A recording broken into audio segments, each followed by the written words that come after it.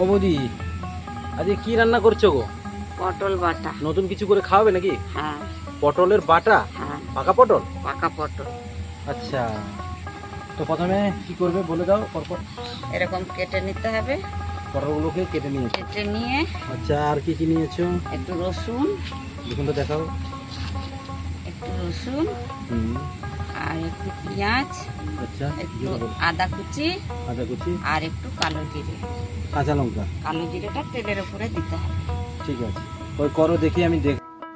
কড়াইতে প্রথমে গরম করে নিয়েছো কড়াইতে, তাই তো? হ্যাঁ, বলো, তুমি বলতে থাকো, দেখাবো।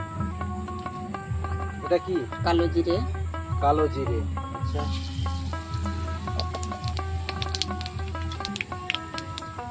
রসুনটা দিয়ে দিলাম। রসুন। রসুন, এবার পেঁয়াজটা দিয়ে দিলাম। আদাটা তো মিশে গেছে।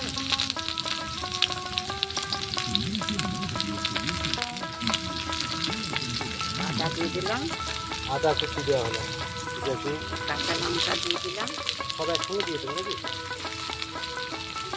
দিয়ে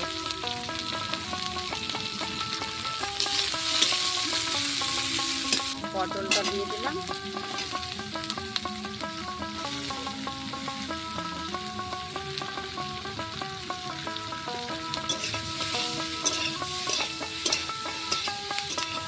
নুনটা দিয়ে দেবো পরিমাণ মতন। নুন। ঠিক আছে, এবার দেবে। এটা কি আছে?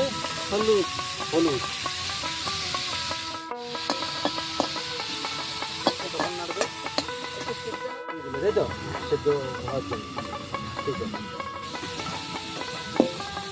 মাঝে মাঝে নেড়ে রাখতে হবে, তাই তো? হ্যাঁ, মাঝে মাঝে নাড়তে হবে।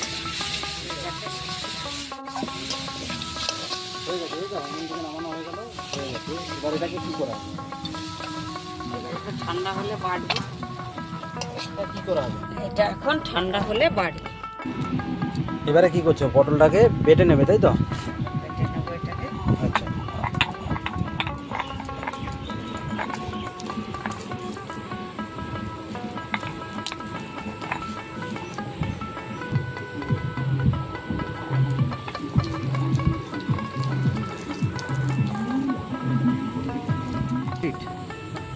ঠিক আছে।